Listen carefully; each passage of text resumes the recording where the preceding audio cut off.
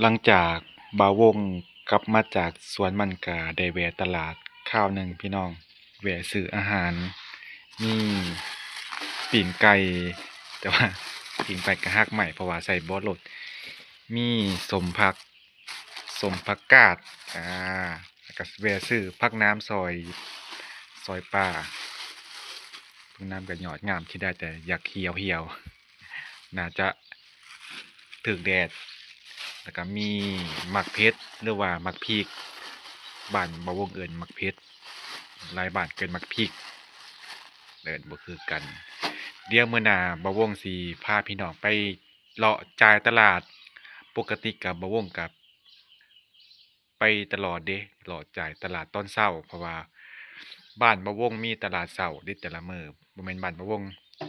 อ่ตลาดเมืองพี่น้องหรือว่าตลาดในอำเภอนั่นล่ะเพิ่นสิมีตลาดเช้าแต่ละมื้อ ประชาชนหรือว่าชาวบ้านแต่ละเขตแต่ละบ้านก็สิเอาเครื่องป่าของดงพวกจะเป็นผักหวาน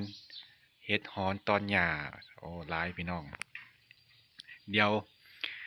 มื้ออื่นน่าจะได้ไปถ่ายภาพบรรยากาศตลาดเช้าให้พี่น้องเบิ่งโอเคพี่น้องเซฮายสบายดีพี่น้องสวัสดีเด้อพี่น้องป้องปายเบิดสุขูสุคนบ่ว่าสิอยู่ไทยอยู่ลาวอยู่ต่างประเทศมาพอกันอยู่แล้วกับบ่าววงมื้อนี้ตามคำขอ FC พี่น้องรีวิวก้อนหน่อไม้ไผ่หลังบ้านให้เบิ่งแหน่นี่ เดี๋ยวบ่าววงสิมาฮักหน่อไม้เพราะว่าป้าไหวก็สิยาวทิ่มแล้วล่ะสิฮักไปไว้ไปต้มไว้พี่น้องไว้กินกับป่นกับแจ่วเพราะว่าเพิ่นก็เริ่มเหี่ยวยาวแล้วนี่ก็สิมาตัดคะแนงนี่ออกเพราะว่าป้าไหวก็สิหกเด้น่าจะหูดีพี่น้องค่ะก่อนหน่อไม้หกสิเป็นจังใดก็คือทางหลังนั้นก่อนหน่อไม้วงนั้นคันป้าให้มันยาวมันเหี่ยวมันก็จะหกจะเหือสิเอาผ้าทางหรือว่าสิเอากรรไกรมาตัดนี่ยากนะพี่น้องสิอยากสิเอาเลื่อยมาตัดออกแต่ว่าบ่วงก็เกียบอุปกรณ์เลยล่ะค่อยๆตัดเพิ่นออกทีละน้อยโอเคเดี๋ยวบ่วง ไปฮักเอาหน่อไม้ก่อนพี่น้องเพิ่นก็เริ่มออกหลายแล้วเด้ผมน่ะก็เหี่ยวทั้งหลังน่ะนี่คันเฮาปาดแล้วมันสิยาวขึ้นแบบนี้เลยนี่แฮงโผกซุ่มนี่คือกันอันนี้คือเฮ็ดหยังบ่ได้แล้วนอกจากเอาเลื่อยมาตัดเลื่อยไฟฟ้าหรือว่าเลื่อยจักรเสียงหยังพี่น้องโอ้เสียงเป็ดอันนี้คือกันก็สิฮักเอามาต้มไว้พี่น้องเถื่อเขาเจ้าอยากแกงก็แกงต้มใส่ตู้เย็นไว้นี่ก็เริ่มยาวแล้วแต่ว่าบ่เอาดอก ป้าไว้ให้แม่เพิ่นเฮ็ดหน่อไม้ส้มก็ได้นี่ซุ่มนี้นี่หักออกเลยพี่น้องอันนี้ก็ก็ยังมีพอได้กินอยู่เด้ก็ทยอยออกเห็น FC เป็นเม่นว่าถ่ายหน่อไม้หลังบ้านให้เบิ่งแหน่ว่าเป็นจังได๋แน่แล้วก็ยังออกปกติพี่น้องพอได้อยู่ได้กินอันนี้ก็เป็นหน่อไม้บงก็หักออกเลยป้าไว้แห้งหกครับซุ่มนี่เดี๋ยวบ่วงสิมาทางออกเฮ้ยแห่งป้าแห่งหกเด้พวกก้อนหน่อไม้นี่ตะกี้น่ะเสือบ่พี่น้องก้อนน้อยๆ1 3 4ลำบัดเฮาป้าเฮาบ่ได้กินเพิ่นล่ะโอ้ยโพดเดี๋ยวบ่วงสิจัดการสังหารหม่างเพิ่นออก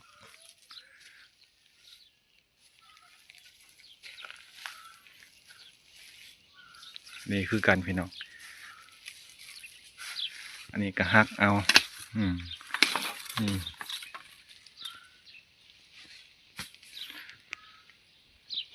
อันนี้จะเป็นของเป็ดเก่าเด้อแต่ว่าก็มีเอาไข่เป็ดเด้อนี่โอ้เป็นกำลังผักอันนั้นก็เป็นก้อนหน่อไม้ที่ก้อนหน่อไม้คนค้างเฮือนพี่ออกมาหอดขอกเป็ดพี่นะหกคือกันพี่น้องอันนั้นกินยังบ่ได้ก้อนหน่อไม้เขาเจ้าเดี๋ยวไปทางของเขาเจ้าก็หายไม่เอานะไม่ชอบความทะเลาะกันเอาเดี๋ยวบ่วงสิมาทางพวกเศษนี่ออกพี่น้องพวกคะแนงมัน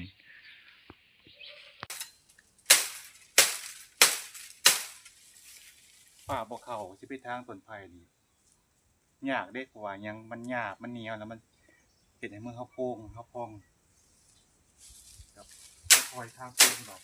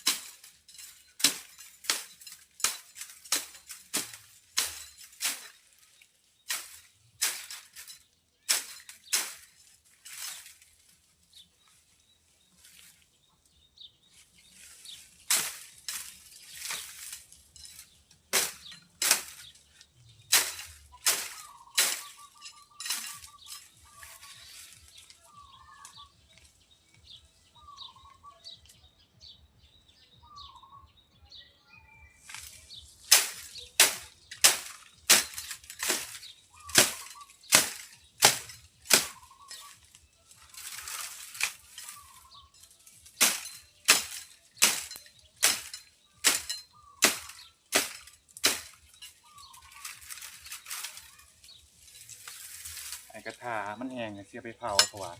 ถ้าสิไปจุดตอนนี้คือสิบ่ไหม้อืม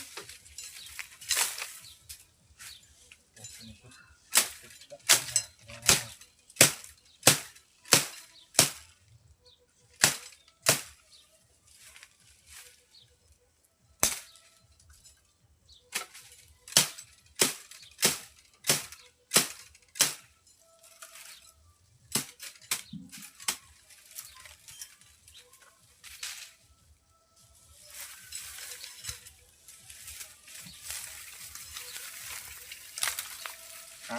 มีเรื่องเหงาเจ้าของนี่นะ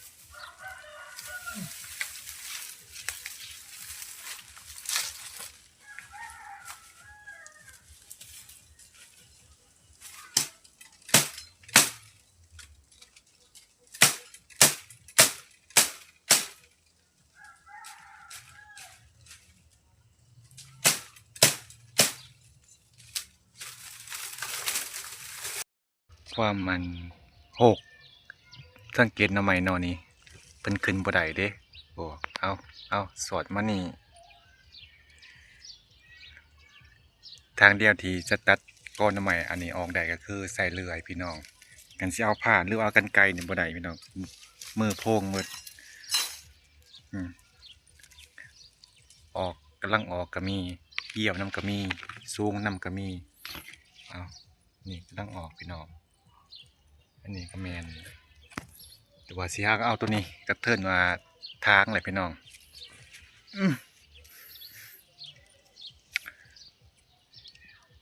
เดี๋ยวบ่วงหาวิธีเอาหน่อไม้หน่อนี้ก่อนเอาเป็นหน่อไม้ส้มหรือว่าเอาไปต้มปล่อยแกงมื้อหน้าเด้ต้มแล้วก็แช่ตู้เย็นไว้เนาะพี่น้องกันจะแซ่บคือกันผู้เคี่ยวนั่นก็มีทั้งนั้นเดี๋ยวบ่วงสิทางออกเบิดแถวนี้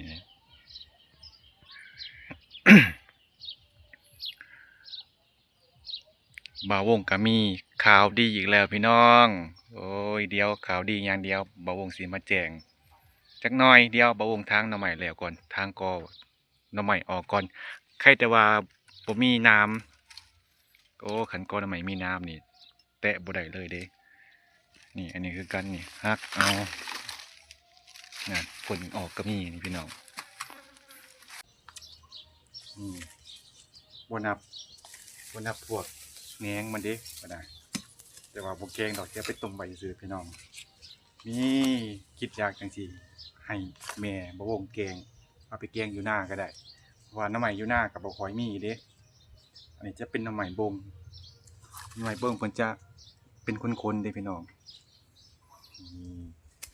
อันนี้นะเงินงอกมัน อย่าคือหยังพี่น้องตีมาดีบ่ได้สิตีเป็นเลขเอาเด้ออย่าคือพญานาคกับปานนั้นอย่าคือมังกรหรือว่างูหน่อไม้แปลกเด้อพี่น้องอย่าคือหยังเนาะไผมาพี่น้องอย่าคือหยัง FC ผู้ใดอยากถึกเลขมาบ่วงให้สูง เกี่ยวกันบ่น้อหน่อไม้แปลกเด้อพี่น้องมันจะงอ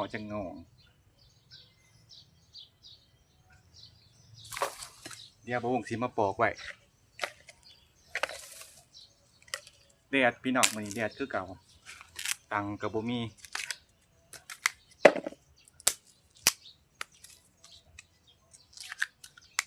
แต่ว่ากระแสอยู่ได้หน่อไม้บงนี่นะเพิ่นจะออกหวาน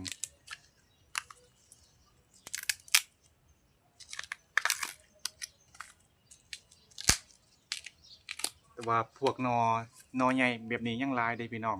เดี๋ยวสิป้าให้อีเมไว้เฮ็ดหน่อไม้ส้มเอาไว้ตำใส่ปนใส่แจ่วใส่แกงปลาแกงหวกหลายคนก็ท่าพังข่าวดีบ่วงข่าวดีเรื่องหยังอีกแล้วอยู่ว่าสิมีข่าวดีดูแท้ไปเกาหลีบ่เรื่องเกาหลีก็เงียบไปเลยพี่น้องบ่วงก็บ่ได้ติดตามละมีแต่ท่าเพิ่นแจ้งออกมาพุ่นล่ะข่าวดีก็คือลุ้นนะเนาะบ่วงก็ลุ้นคือกันก็คือมีพี่สาวใจดีโอนเงินมาให้บ่วงเป็นจำนวนอยู่ 2,000 โอ้ใจดีอีกแล้วเพิ่นโอนมาให้ 2,000 ให้ซื้อตู้ซอยอ่าวแล้วก็เอาไปให้เจอัมมาลาก็คือเพิ่นโอนเงินมาซื้อตู้ซอยอ่าวก็เป็นตู้กับข้าวเด้พี่น้องเป็นตู้กับข้าวน้อยๆน่ะตู้สีแดงนั่นเพิ่นว่าให้เอาไปให้อัมมาลา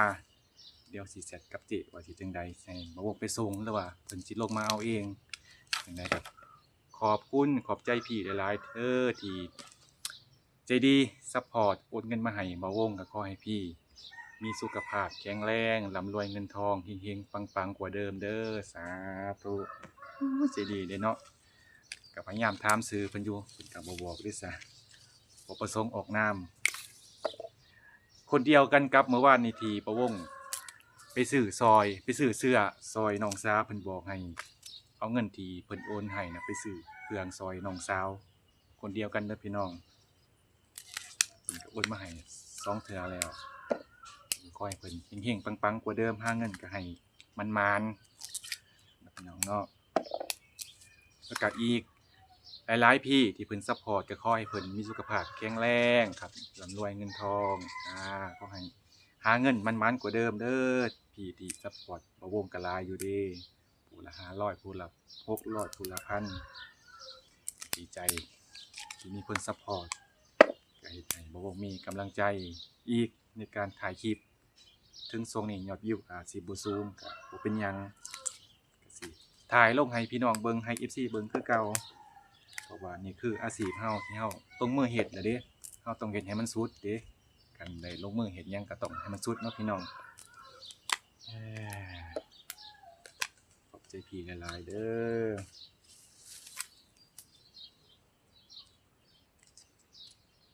นี่วันนี้ปฏิคานแก้ได้พี่น้องมันน้อยก็เมื่อยแก้เมื่อยปอกที่ทิ่มก็สิได้เด้สิป้าให้ยาวก็สิได้ป้าให้ยาวแฮ่ง6อันเหลือกว่าเก่าขนาดต้นซาบเสื้อที่บ่วงทางมื้อนั้นก็ยังขึ้นมาใหม่อีกเลยนะโอ้แนวสิเฮ็ดแต่ว่าต้นมะนาวนี่โอเคแหละพี่น้องตัดกิ่งเพิ่นออกหลายแหละกับเริ่มบ่ยาว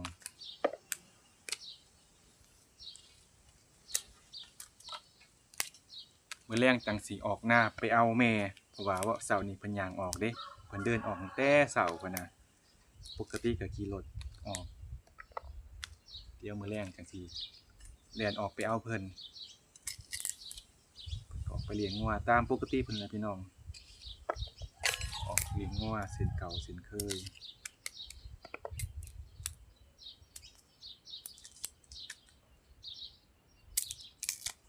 เล็บกับบ่มีเล็บก็หักเบิดละ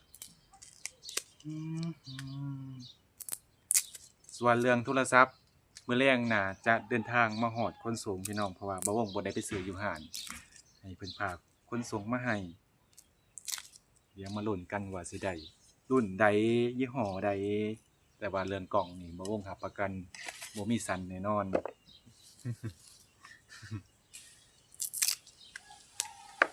เดี๋ยวมาลุ้นกัน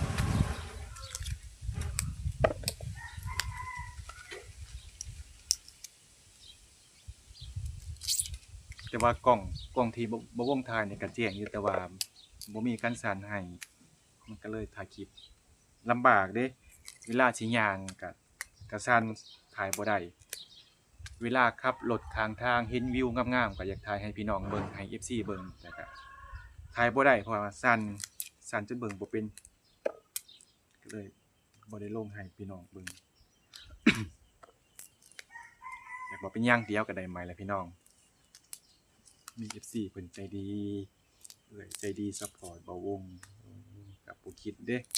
ว่าสิมีอ้ายอ้ายใจดีแม่ๆนำใจดีฝากเครื่องฝาก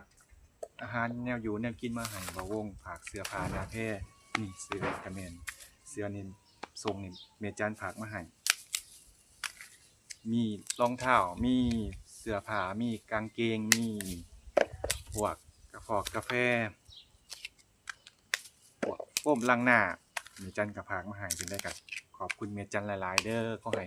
แม่จันมีสุขภาพแข็งแรงร่ำรวยเงินทองเด้อแม่จันเด้อแข็งแรง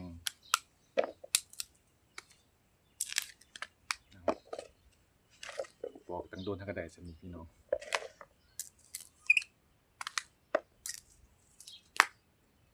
ป่วยให้มันยาวกับโปกทิ่มเด้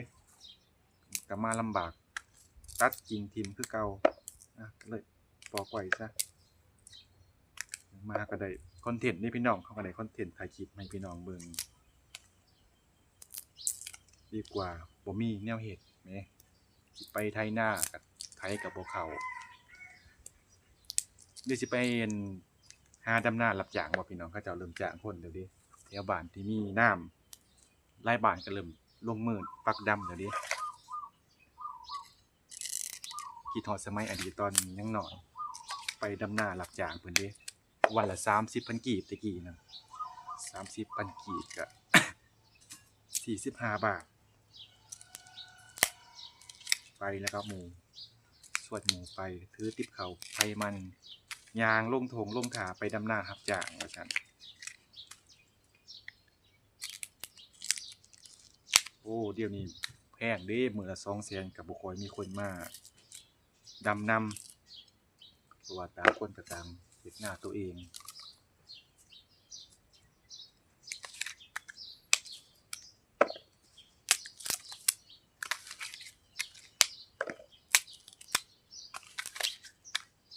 วัน300,000ก็จักสิมีคนมาจักบ่พี่น้องโลกานี่แฮงยากต้องได้ลบเองก่อนสมัยนี้ก็ฮอดสมัยมัน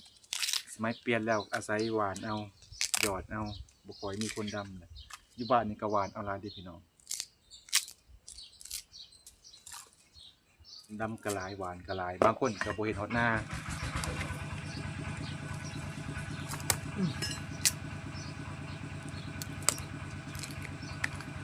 เป็นแม่ง